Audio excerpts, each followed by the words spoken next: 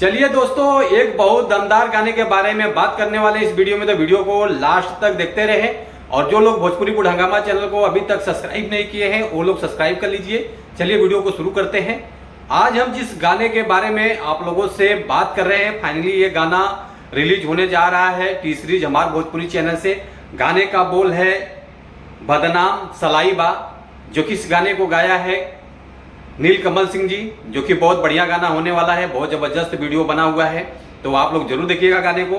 और इस गाने को लिखा है आशुतोष तिवारी जी हैं और म्यूजिक है आशीष वर्मा जी का और लाल सिन्हा जी हैं। ये गाना आप लोगों को देखने को, सुनने को, जानने को मिलेगा 1 मई गुरुवार सुबह 7:15 बजे ये गाना रिलीज हो जाएगा। एक बार फिर से बता देता हूँ, टी सीरीज हमार भोजपुरी चैनल से, यूट्यूब से इस गाने को रिलीज किया जा रहा है। तो आप लोग इस गाने को जरूर देखिएगा, सपोर्ट कीजिएगा, जो कि काफ़ी अच्छा म्यूजिक है। वीडियो बहुत ज़बरदस्त बना हुआ है। वीडियो को क्वालिटी आप लोग देखेंगे तो बहुत मज़ा आने वाला है। और म्यूजिक जो है बहुत लाजवाब है आशीष वर्मा जी का। तो आप लोग जरूर देखिए। इस गाने को गाया है नीलकमल सिंह जी ने।